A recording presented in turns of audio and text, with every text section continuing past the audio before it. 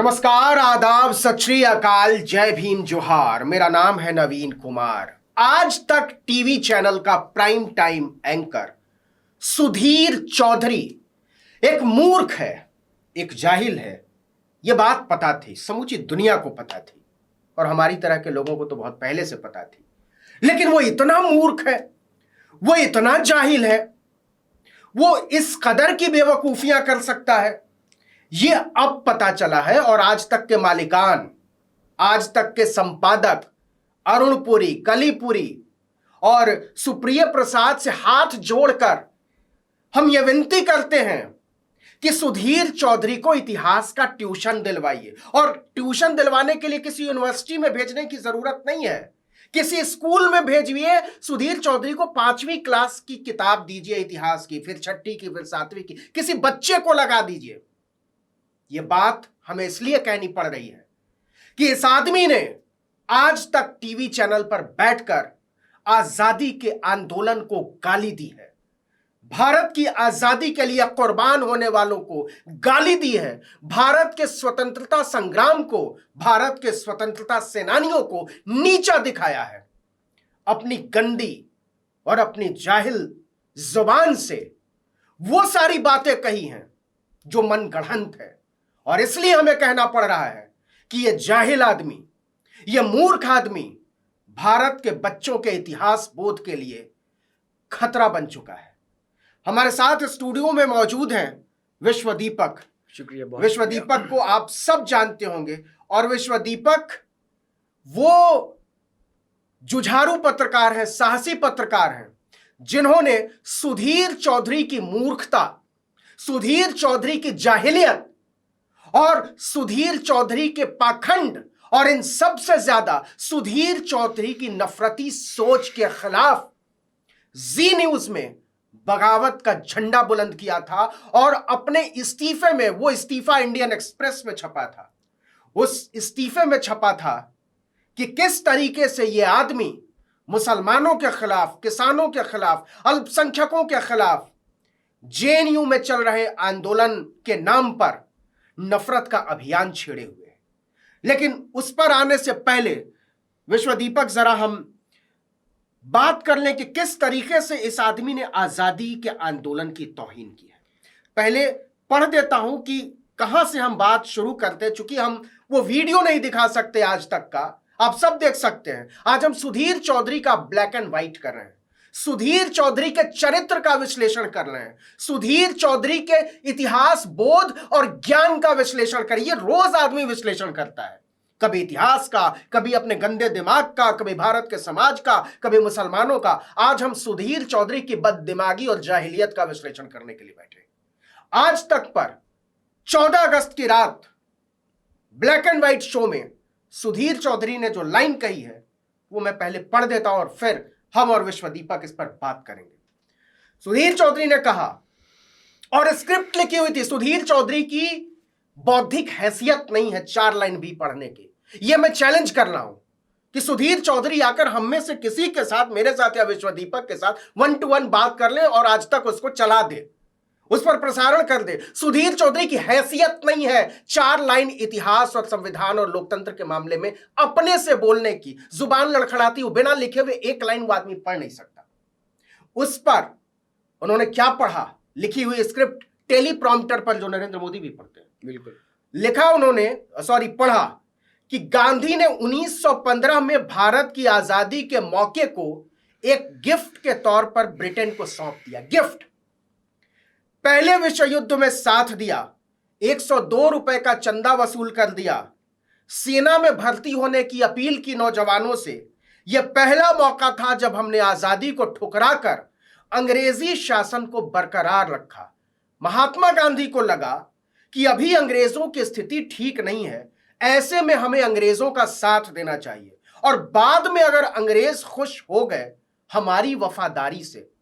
गांधी को अंग्रेजों के पिट्ठू की तरह पर यह जाहिल आदमी बोल रहा है, गंदा आदमी। बाद में अगर अंग्रेज खुश हो गए हमारी वफादारी से तो बाद में भीख के रूप में या इनाम के तौर पर हमें आजादी दे देंगे। भीख वाले हिस्से पर आते हैं विश्वदीपक। पहले इस मूर्ख आज तक के जाहिल एंकर, अरुण पुरी के दुलारे पत्रकार, कलीपुरी के प्यारे पत्रकार और सुप्रिया प्रसाद के निहायत प्यारे एंकर, इस आदमी को समझाया जाना चाहिए कि गांधी भारत में आए कब थे, इस मूर्ख को बताया जाना चाहिए। दरअसल ये देखिए, आपने जब पढ़ा तो मैंने उसको थोड़ा पॉइंट नोट किया और संयोग से मैं कहीं सोशल मीडिया में इसको स्क्रॉल कर रहा था तो ये क्लिप उसकी सामने आई थी मेरे भी। ये आदमी कह रहा है कि 1915 में भारत की आज़ादी के एक मौके को गिफ्ट के तौर पर ब्रिटेन को सौंप दिया। हाँ। अब इसे अगर इस भारत में जो भी आदमी पैदा हुआ है और जिसको भी भारतीय इतिहास की थोड़ी बहुत समझ है, थोड़ी बहुत भी, 5वीं क्लास का बच्चा भी, 5वीं क्लास के बच्चे को भी, और जिसे भी भारत के स्वतंत्रता आंदोलन के बारे में जरा सा भी जानकारी, उसको पता है कि महात्मा गांधी अफ्रीका से 1914-15 में भारत वापस आते हैं। 15 में, टू बी प्रिसाइज, बॉम्बे के बंदरगाह पर 15 में, हाँ। और इसके बाद गांधी जी अपने जो उनके पॉलिटिकल गुरु थे, उनके राजनीतिक गुरु थे गोपाल कृष्ण गोखले, उनके कहने पे साल भर उन्होंने भारत का दौरा यात्रा की। मतलब 1915 में ना तो वो महात्मा गांधी हुए थे, वो मोहनदास करमचंद गांधी थे और वो भारत को समझने की कोशिश कर रहे थे। अंग्रेज तो उन्हें इस लायक भी नहीं मानते थे कि इस आदमी से बात होनी चाहिए, इनसे बात की जाए। बिल्कुल, उनकी मतलब भारत के राजनीतिक परिदृश्य में उस वक्त गांधी की वो हैसियत नहीं थी जिसको फाल्सली पोर्ट्रे कर रहा है सुधीर चौधरी, और जिसके असल में इसका मकसद गांधी के राजनीतिक उनका जो हस्तक्षेप था उसका विश्लेषण नहीं है। वास्तव में ये गांधी को अटैक कर रहा है, उनको गांधी की चारित्रिक हत्या है दरअसल इसका इरादा। बिल्कुल, ये गांधी को भारत के स्वतंत्रता आंदोलन के गद्दार के तौर पर पेश कर रहा है। बिल्कुल। गांधी जी ने उस वक्त तो गांधी ने पहले आंदोलन किया, उन्होंने पहले देश को देखा, समझा, 3rd क्लास के डिब्बे में उन्होंने यात्राएं की, लोगों से मिले। इसके बाद उनका पहला आंदोलन चंपारण में होता है 1917। हाँ। सुधीर चौधरी, अपने मूर्ख संपादक सुधीर चौधरी को आज तक वालों बताओ 1917 में गांधी पहला आंदोलन शुरू करते हैं चंपारण से, नील की खेती। बिल्कुल।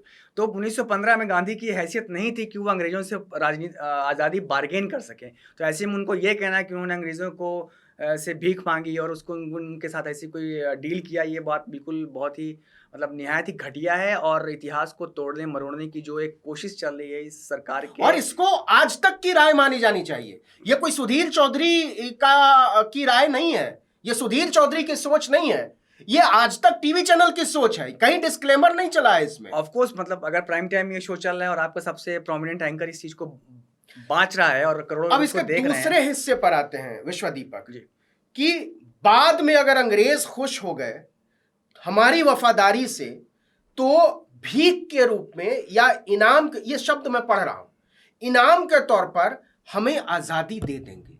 मतलब 1915 से लेकर 1947 तक का जो पूरा स्वतंत्रता संघर्ष है, जो कुर्बानियां हैं, उस आदमी को, ये आदमी आज तक टीवी चैनल पर बैठकर उस पूरे आंदोलन को गाली बक रहा है। बिल्कुल। दरअसल ये जिन इसके जो पॉलिटिकल, इसके जो राजनीतिक आका हैं और वो जिस विचारधारा से संबंध रखते हैं राष्ट्रीय स्वयंसेवक संघ, उनके लोग तो कहीं थे ही नहीं, ना वो कहीं आंदोलन में थे, ना वो राष्ट्रीय आज़ादी के लिए लड़ रहे थे, ना उन्होंने कोई कुर्बानी दी, ना ही उन्होंने कोई, कहते हैं ना कि नाखून कटाने के बराबर भी कोई उन्होंने सैक्रिफाइस किया। तो उसको ये लोग कैसे जस्टिफाई कर रहे हैं, उसको क्या ये जाहिल सुधीर चौधरी ये नहीं पूछता कि 1925 से लेकर, जो आप आका कह रहे हैं, 1925 से लेकर 1947 तक ये आरएसएस के लोग क्या कर रहे थे। 1942 में जब बापू ने भारत छोड़ो आंदोलन का अंतिम नारा दिया, फाइनल कॉल दिया, उसके बाद क्या हालत थी, सावरकर ने क्या किया, उसके बाद आरएसएस ने क्या चिट्ठियां जारी की, ये सब इतिहास की किताबों में लिखा हुआ। सुधीर चौधरी को दीजिए ये सब किताबें, आज तक वालों, अरुण पुरी जी आप तो लंदन से पढ़ के आए हैं, ऐसे जाहिल एंकर क्या मतलब। ये बहुत ही ये दुखद बात है कि ये जिस चैनल में काम करता है उसके जो फाउंडर हैं, जो उसके संपादक हैं, बड़े लोग हैं, पढ़े लिखे लोग हैं, समझदार हैं, वो दुनिया की राजनीति को, इतिहास को बखूबी समझते हैं। ऐसे में भारत के राष्ट्रीय जो आंदोलन है उसके बारे में एक बहुत अच्छे से समझनी चाहिए। वो ये है कि ये एक ऐसा आंदोलन है जिसके बाद इस दुनिया में उपनिवेशवाद के खिलाफ अफ्रीका महाद्वीप से लेकर के कई महाद्वीपों में जबरदस्त आंदोलन खड़े हो गए। महात्मा गांधी को मार्टिन लूथर ने अपना नायक माना, अमेरिका के अश्वेत जो एक्टिविस्ट थे। तो ये आंदोलन केवल भारत का आंदोलन नहीं था। अल्बर्ट आइंस्टीन ने कहा कि दुनिया यकीन नहीं करेगी कि गांधी जैसा आदमी इस धरती पर आया था। मेरे रोंगटे खड़े होने उस गांधी को ये जाहिल, ये मूर्ख, ये पाजी, ये दुष्ट आदमी डिमीन करने की कोशिश कर रहा है बिल्कुल। पूरी बेशर्मी और निर्लज्जता के साथ, और इसके लिए आज तक शेम ऑन यू। बिल्कुल बिल्कुल, ये इसके खिलाफ बात होनी चाहिए और इसके खिलाफ यहाँ के जो लोग डिसीजन मेकर्स हैं उनको इस पे गौर अब करनी सुधीर चाहिए। चौधरी की मूर्खता के जरा अगले हिस्से पर आइए। उसी ब्लैक एंड व्हाइट में यह आदमी कहता है कि 3 जून 1947 को भारत पाकिस्तान के विभाजन का ऐलान हुआ, उससे पहले गांधी को लगता था कि 1946 में बंगाल में सांप्रदायिक हिंसा नहीं हुई होती तो पाकिस्तान का विचार ही नहीं आता। ये मूर्ख कह रहा है कि पाकिस्तान का जो विचार है, ये जाहिल, ये कह रहा है कि 1946 में आया।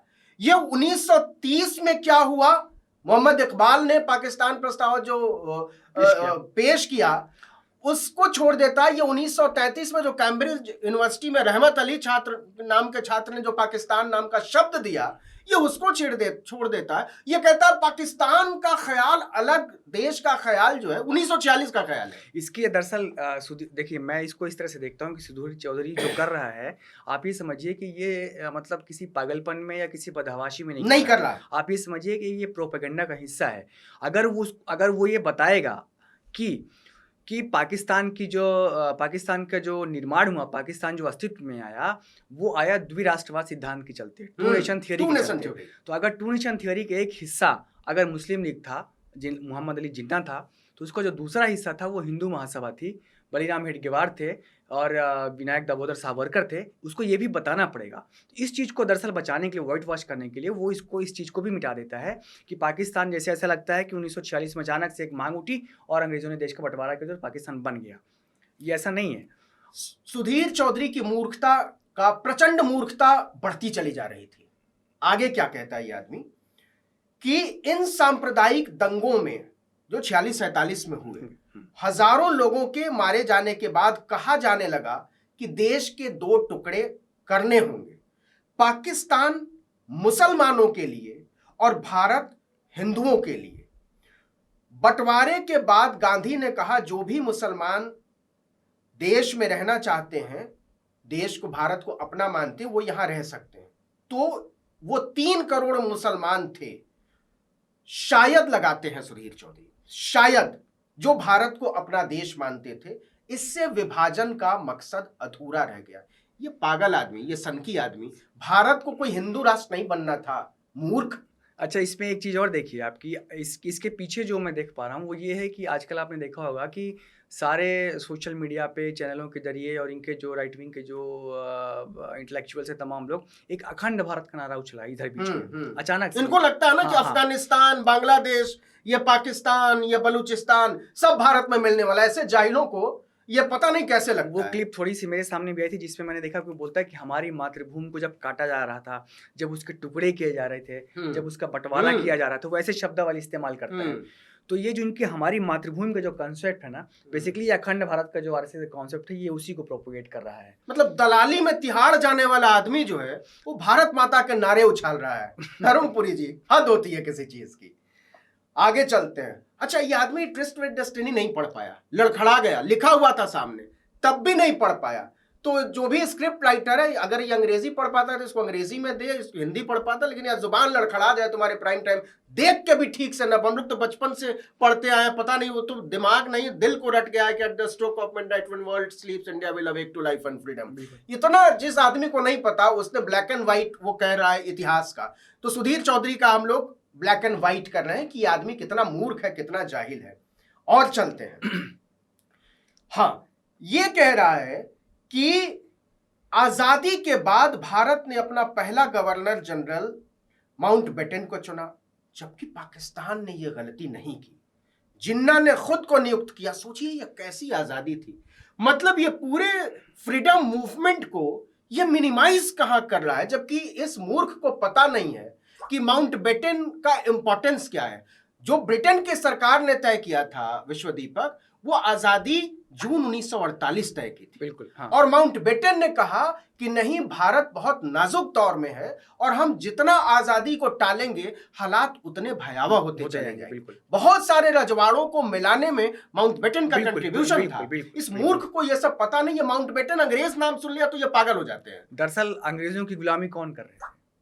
पूरे राष्ट्रीय संघ आंदोलन के दौरान में आरएसएस अंग्रेजों की गुलामी कौन कर रहे थे अंग्रेजों की मुखबिरी कौन लोग कर रहे थे? उस समय केवल एक पॉलिटिकल फोर्स थी और वो थी कांग्रेस पार्टी, जो कि पूरी ताकत के साथ अंग्रेजों के खिलाफ लड़ाई लड़ रही थी, वैचारिक लड़ाई लड़ रही थी, आंदोलन कर रही थी, सड़कों पे थी, मार खा रही थी, जेल जा रही थी और अपने जन धन सबकी कुर्बानियां कर रही थी। उसके खिलाफ एक दूसरे फोर्स थे जो उनके साथ जासूसियां कर रहे थे, वो यही लोग थे। अच्छा, और मजे की बात सुनिए, सुधीर चौधरी की मूर्खता तो प्रचंड है ना, मतलब उस पर तो हम लोग घंटों बात कर सकते हैं। ये तो केवल 12 मिनट का विश्लेषण कर रहे हैं सुधीर चौधरी के, कहीं उनके 10-20 शो का विश्लेषण करने लगे ना तो हम लोगों को एक आध हफ्ता बैठना पड़ जाएगा। यह क्या कहता है कि रेडक्लिफ जिसने विभाजन की लकीर खींची, वो केवल 5 हफ्ते में लकीर खींचता है, जो कभी भारत नहीं आया था, भारत को जानता नहीं था, और वो बार बार कह रहा है कि रेडक्लिफ को कांग्रेस ने कहा कि तुम ऐसा खींच दो, भारत माता के टुकड़े कर दो। जैसे रेडक्लिफ को कांग्रेस ने आमंत्रित किया था, इस जाहिल को बताया जाए कि कांग्रेस ने रेडक्लिफ को नियुक्त नहीं किया था, ब्रिटिश गवर्नमेंट ने नियुक्त किया था, और ब्रिटिश सरकार उसकी सबसे बड़ी पार्टी थी। हम आजादी की लड़ाई जो है वो कांग्रेस और मुस्लिम लीग और ब्रिटिश सरकार, उसके कई पार्टीज थे, तो उसमें सबसे जरूरी जो थी, हम आजादी किससे ले रहे थे? ब्रिटिश सरकार से। तो हम समझौता किससे करते? ब्रिटिश सरकार से। तो ब्रिटिश सरकार का नुमाइंदा था, और रेडक्लिफ कोई ऐसा नहीं था कि आया और उसने स्केल लिया और ऐसे काट के चला गया। दरअसल इसकी समझ ही बहुत बौनी है और बहुत ही अधूरी है और सुपरफिशियल है। इसको ये समझ में नहीं आ रहा है कि जो भारत का जो आज़ादी का आंदोलन है वो संभवतः दुनिया के सबसे ज़्यादा समय तक चलने वाला और सबसे सफल आंदोलनों में से एक है, जिसमें कम से कम हत्याएं हुई हैं, सबसे कम खून बहा है, सबसे कम बर्बादियां हुई हैं। वरना उस स्केल के जितने भी प्रोटेस्ट हुए हैं दुनिया में, आंदोलन चले हैं, क्रांतियां हुई हैं, उस पर बहुत बड़े पैमाने पर तहस नहस हुआ है। और इसका श्रेय महात्मा गांधी को, जवाहरलाल नेहरू को, सरदार वल्लभ भाई पटेल को दिया जाना चाहिए। ये आदमी उनको भी गाली दे रहा है। बिल्कुल, ये कह रहा है कि जब स्वतंत्रता का ये सब बंटवारे का जब ये सब चल रहा था, तो उसमें सरदार पटेल और ये सब बैठे हुए थे, राजगोपालाचारी वगैरह, हाँ, और ताली पीट रहे थे। ये बेशर्म आदमी कहता है कि सरदार पटेल ताली पीट रहे थे, कांग्रेस के लोग खुश हो रहे थे। मतलब मूर्खता की कोई हद होनी चाहिए। और सुनिए, ये कह रहा है कि जिन्ना साहब खुद ही गवर्नर जनरल हुए और हमने जो है माउंटबेटन को चुना, और पाकिस्तान को जो है मुस्लिम राष्ट्र होना था और भारत को हिंदू राष्ट्र होना चाहिए। इस जाहिल को समझाओ आज तक वालों कि पाकिस्तान को कुछ भी होना था लेकिन भारत को हिंदू राष्ट्र कहना वो यही चाह रहा है। वो यही चाह रहा है कि भारत को दूसरा पाकिस्तान होना चाहिए, दूसरा पाकिस्तान होना चाहिए। ये बेसिकली पाकिस्तानी माइंडसेट जो है ना, वो सुधीर चौधरी उससे ऑब्सेस्ड है। लेकिन सुधीर चौधरी को आज तक वालों समझाओ, जिन्ना का कुछ भाषण पढ़ाओ, उनको कुछ इतिहास की किताबें दो। और मैं फिर कह रहा हूं कि किसी यूनिवर्सिटी का प्रोफेसर को लगाने की जरूरत नहीं है इतिहास पढ़ाने के लिए चौधरी को। एनसीईआरटी की किताबें दो यार, जो बदलने चले हो, 5वीं की दो, बेसिक हिस्ट्री दो, 6ठी की दो। पहले इतिहास को बरतने की तमीज सिखाओ इस आदमी को। इतिहास तो बाद में सिखाएंगे, पहले इस आदमी को इतिहास की तमीज सिखाओ। और जिन्ना का एक भाषण कोट अनकोट पढ़ता हूं, जिन्ना का भाषण 11 अगस्त को जिन्ना ने भाषण दिया था। यह कहा कि आप स्वतंत्र हैं, आप स्वतंत्र हैं मंदिरों में जाने के लिए, आप स्वतंत्र हैं अपनी मस्जिदों में जाने के लिए, और पाकिस्तान राज्य में अपनी किसी भी इबादत गाह में जाने के लिए। आपके संबंध किसी भी धर्म, जाति या नस्ल से हो, राज्य को इससे कोई लेना देना नहीं है। हर किसी को धार्मिक स्वतंत्रता होगी, और राज्य न तो किसी भी धर्म को बढ़ावा देगा और ना ही किसी भी धर्म को दबाएगा। 11 अगस्त के भाषण में ही नहीं मेरे भाई, लगभग 33 भाषणों में मोहम्मद अली जिन्ना ने यह बात कही है कि हम मुस्लिम राष्ट्र नहीं होना चाहते हैं, हम मुस्लिम आधारित राष्ट्र होना चाहते हैं, हमारी डेमोग्राफी ऐसी है। और रही बात लाहौर की, कि ये आदमी, एक लाइन इसने कहा कि रेडक्लिफ ने एक इंटरव्यू में कहा, और मैं सुधीर चौधरी के साथ जाहिल सुधीर चौधरी लगाना चाहता हूं, मुझे बहुत अच्छा लगता है। जाहिल को जाहिल कहा जाना चाहिए विश्वदीपक, क्योंकि पानी सिर के ऊपर से गुजर रहा है। जो आदमी गांधी को गाली दे सकता है, जो आदमी भारत के स्वतंत्रता संग्राम और भारत के स्वतंत्रता सेनानियों की तौहीन कर सकता है, उस आदमी के लिए आज तक के मन में चाहे जितनी इज्जत हो, अरुणपुरी के मन में चाहे जितनी इज्जत हो, कलीपुरी के मन में चाहे जितनी इज्जत हो, इस देश के नागरिकों के मन में रत्ती भर भी इज्जत नहीं होनी चाहिए। यह आदमी कहता है कि रेडक्लिफ ने एक इंटरव्यू में कहा कि हमने लाहौर पाकिस्तान को इसलिए दे दिया, हमने पहले हवाई जहाज से हमने यात्रा की तो देखा कि पाकिस्तान के पास कोई बड़ा शहर नहीं है, तो हमने लाहौर इसको दी। ये मूर्ख सुधीर चौधरी कह रहा है। अच्छा, वो कह रहा है और ये मान ले रहे हैं, वो ये कह रहा है इसको पता ही नहीं है कि 1930 में जब मोहम्मद इकबाल ने पाकिस्तान का प्रस्ताव सामने रखा तो उसमें सिंध, बलूचिस्तान, पंजाब, उसी पंजाब का हिस्सा था। बिल्कुल, बिल्कुल, लाहौर। यहां तक उसमें बात अमृतसर की भी थी, हमारे वाले पंजाब की भी थी, उसकी भी कहानी बताएंगे। अच्छा, सुधीर चौधरी की मूर्खता, हाँ, और अफगान, ये सब हमको चाहिए पाकिस्तान में। मूर्ख और जाहिल सुधीर चौधरी, आप इतिहास पढ़िए और बच्चों के इतिहास पढ़िए, बार बार कह रहे हैं हम लोग। आगे की बात करते हैं कि आदमी ये कह रहा है कि रेडक्लिफ के नाम पर कह रहा है कि लाहौर में हिंदुओं की आबादी ज्यादा थी, इसके बाद भी हमने उसको, मूर्ख आदमी गूगल कर लिया होता यार। जब 1947 में यह विभाजन हुआ तब लाहौर में हिंदू और सिख मिलाकर 2,40,000 लोग थे और ये 1/3 आबादी थी लाहौर की। बिल्कुल, विश्वदीप। और अमृतसर में 4 लाख मुसलमान थे और ये आबादी 50% थी। तो बात केवल लाहौर की नहीं थी मेरे भाई, बात अमृतसर की भी थी। वो तो हमारे आजादी के आंदोलन के नायकों की दूरदर्शिता थी कि जूनागढ़ से लेकर और अमृतसर तक उन्होंने साफ बचा लिया। असल में यहीं पे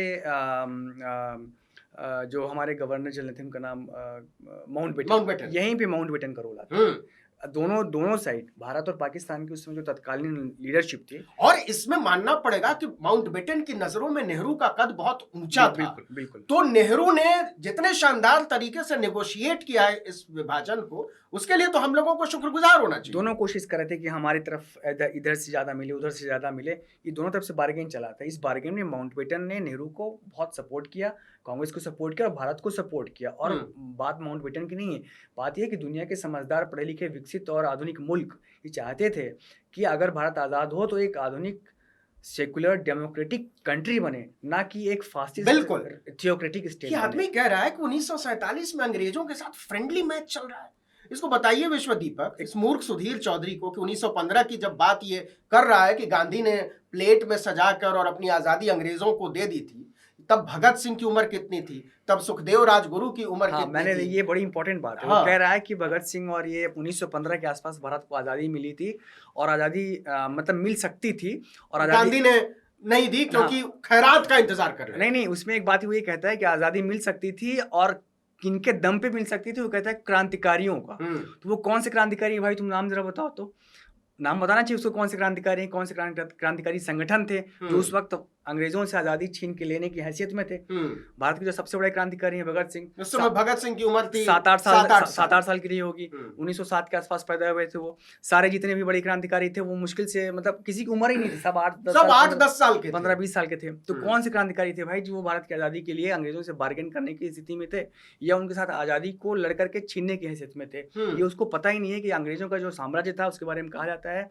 कि इस साम्राज्य में सूरज कभी नहीं डूबता है। अंग्रेजों का साम्राज्य केवल पूरी दुनिया में था और इतनी बड़ी ताकत के आगे भारत के वो गरीब, कमजोर, अनपढ़ लोग कैसे लड़ सकते थे, इसको अंदाजा नहीं है। गांधी का, ये आदमी केवल गांधी को नीचा नहीं दिखा रहा, बिल्कुल, ये पूरे जो किसान शामिल हुए, जो मजदूर शामिल हुए, जो पसमानदा शामिल हुए, जो अलग अलग धर्मों और जातियों के लोग शामिल हुए आजादी के आंदोलन में, ये उन सब की तौहीन कर रहा है। बिल्कुल, ये इस आदमी को पढ़ना चाहिए कि चंपारण सत्याग्रह 2017 में हुआ, इसके 3 साल बाद असहयोग आंदोलन होता है, उसके 10 साल बाद दांडी आंदोलन होता है, सुधीर चौधरी को पता नहीं होगा, और इसके 12 साल बाद 1942 में भारत छोड़ो आंदोलन का नारा दिया जाता है। तो मतलब मैं तो कहता हूं कि सुधीर चौधरी मूर्ख नहीं है, वो मूर्खता की फैक्ट्री है।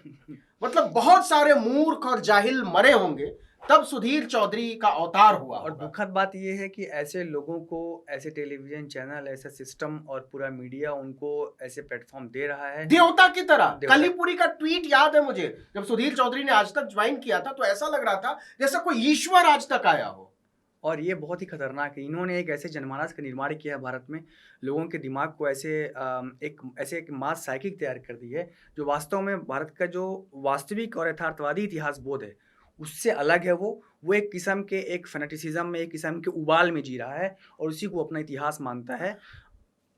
विश्वदीपक ने 2016 में जब जेएनयू का मामला चल रहा था और जिसको ये बार बार टुकड़े टुकड़े गैंग कहते हैं, वो आंदोलन चल रहा था, तब विश्वदीपक ने इसी सुधीर चौधरी की वजह से नौकरी छोड़ी थी। इस्तीफा दिया था और अपने इस्तीफे में लिखा था कि मैं इस सुधीर चौधरी के नफरती अभियान का हिस्सा बनने को राजी नहीं हूं और इनके शब्द ऐसा लगता है जैसे मैं पागल हो जाऊंगा अगर मैं ये नौकरी करता रहा तो मैं अपने आप को बचा रहा हूं। विश्व दीपक ऐसा ही कुछ था। बिल्कुल बिल्कुल, मतलब आज उन जब दिनों को मैं याद करता हूँ तो मुझे मतलब एक हताशा भी होती है और एक अंदर से एक अजीब सी मानसिक स्थिति में मैं पहुँच जाता हूँ कि आप देख रहे हैं कि आपके लिखे हुए शब्दों की वजह से, क्योंकि आप उस सिस्टम का हिस्सा हैं, आप एक जॉब कर रहे हैं, आप मैं जर्नलिस्ट बनना चाहता था। ऐसा नहीं था कि मैं और कोई जॉब नहीं थी मेरे पास। मैंने बचपन में ही जब मैं 7वीं 8वीं में पढ़ता था तो मैं सोचता था कि मैं पत्रकार ही बनूँगा, लेखक ही बनूँगा। तो ऐसा नहीं था कि हमारे पास कोई ऑप्शन नहीं था और जब आप देखते हैं कि आपके लिखे हुए शब्दों की वजह से समाज में दंगे फैल रहे हैं, लोग एक दूसरे को मार रहे हैं, जेएनयू जैसे प्रतिष्ठित विश्वविद्यालय को बदनाम किया जा रहा है, जेएनयू, अलीगढ़, जामिया पूरी कतार है। तो फिर मुझे लगा कि इसीलिए सुधीर चौधरी जैसे लोग जो हैं उछल पड़ते हैं क्योंकि इनको पढ़े लिखे लोगों से दिक्कत है। ये जेएनयू वालों से बहस तो कर नहीं सकते, ये अलीगढ़ वालों से, जामिया वालों से बहस तो कर नहीं सकते, तो जाहिलियत में कौन कंपटीशन करे सुधीर चौधरी। और उस जेएनयू को बर्बाद कर दिया गया। देखिए एक अभियान चला करके उसको बर्बाद किया गया, उसको बदनाम कर दिया, जबकि वो साउथ एशिया की सबसे बड़ी यूनिवर्सिटियों में से एक है।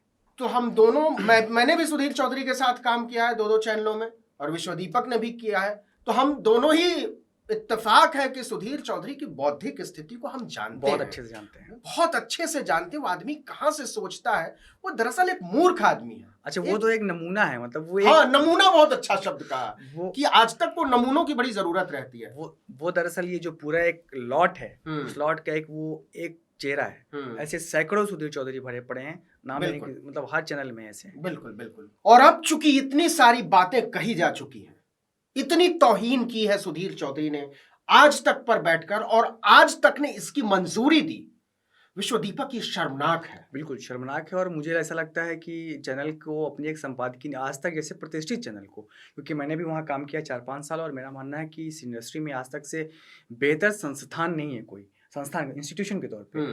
तो इस इंस्टीट्यूशन को इतनी बड़ी प्रतिष्ठा जिस चैनल की है, उसको अपनी संपादकीय नीति निर्धारित करनी चाहिए और कोशिश करनी चाहिए कि ऐसे जो इतिहास के नाम पे, इतिहास के विश्लेषण के नाम पे ऐसे जो फूहड़ अश्लील महात्मा गांधी जैसे शख्सियत को जो डिमीन करने वाले ऐसे शोज हैं वो ना चलें, और अगर चल रहे हैं तो ऐसे एंकरों के खिलाफ कार्रवाई होनी चाहिए। सुधीर चौधरी को माफी मांगनी चाहिए और आपसे अपील करते हैं दर्शक के तौर पर कि जब तक सुधीर चौधरी या आज तक इस पर क्लैरिफिकेशन नहीं देते, माफी नहीं मांगते, तब तक इस चैनल का बहिष्कार कीजिए। और एक कंक्लूजन के तौर पे मैं एक बात कहना चाहता हूँ नवीन जी, कि भारत का जो आज़ादी का आंदोलन है, भारत का जो मतलब जो फ्रीडम स्ट्रगल है, वो पूरी दुनिया के इतिहास की एक धरोहर है। बिल्कुल। इस आंदोलन की वजह से बहुत सारे देश अपने उपनिवेशवाद से जिनको मुक्ति मिली, उस जकड़न से वो टूट करके बाहर आए, इस दुनिया में एक और बेहतर लोकतांत्रिक सेकुलर डेमोक्रेटिक क्यूबा का आंदोलन भारत के आंदोलन के तर्ज पर खड़ा हुआ। बिल्कुल। तो ये आंदोलन विश्व इतिहास की धरोहर है, इसको ऐसे और इसके नायकों की ऐसे उनको विलेन बना करके पेश नहीं किया जा सकता और ये बहुत ही शर्मनाक है, बहुत ही इसकी आलोचना होनी चाहिए। मौलाना आजाद ने इसी अलीगढ़ में बिल्कुल मुसलमानों से कहा था कि आपको कहीं जाने की, जिनके लिए ये सुधीर चौधरी शायद लगाता है कि शायद वो देश को अपना मानते थे, उनके लिए मौलाना आजाद ने कहा था कि ये देश किसी भी नागरिक से ज्यादा हमारा है। नहीं, उसको चूंकि चौधरी पढ़ता नहीं है और आज तक के लोग भी शायद नहीं पढ़ते हैं, नहीं पढ़ते। बीजेपी की स्पोक्स पर्सन है शाजिया इल्मी, आज ही उन्होंने इंडियन एक्सप्रेस में बहुत ही शानदार लेख लिखा है जिसमें उन्होंने बताया है कि उनके पिताजी के पास पाकिस्तान जाने का ऑप्शन था और वो नहीं गए, उन्होंने इस मुल्क में रहना पसंद किया। और शाजिया इल्मी इस मुल्क की जो डेमोक्रेसी है उसको वो हेल करती हैं, उसकी प्रशंसा करती हैं और उसके आंदोलन की प्रशंसा करती हैं, और ये आदमी उसको डिमीन कर रहा है।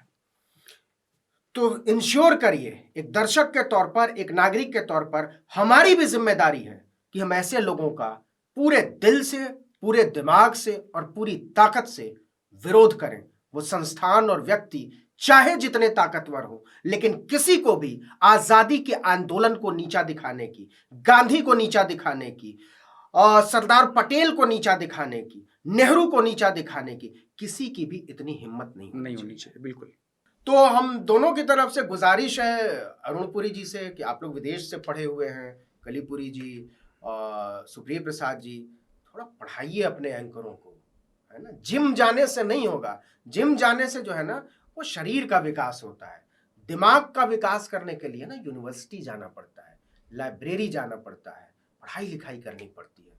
और अगर सुधीर चौधरी के पास किताबों की कमी हो या कोई वाजिब ट्यूशन देने वाला ना मिल रहा हो तो हम दोनों वॉलंटियर करते हैं, कभी कभी आकर पढ़ा दिया करेंगे। शर्त केवल ये है कि आज तक पर उसका सीधा प्रसारण करना होगा। सुधीर चौधरी को इतिहास और इतिहास के बोध, लोकतंत्र के बोध, संविधान के बोध और मानवता के बोध का ट्यूशन देने का।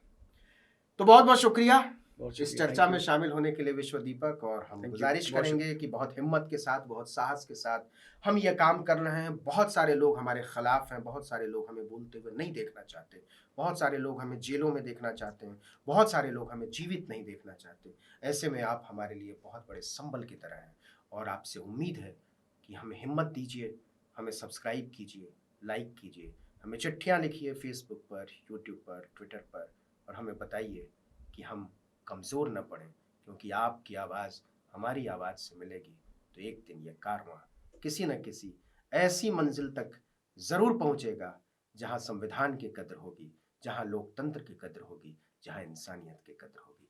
नमस्कार। बहुत शुक्रिया। चलिए।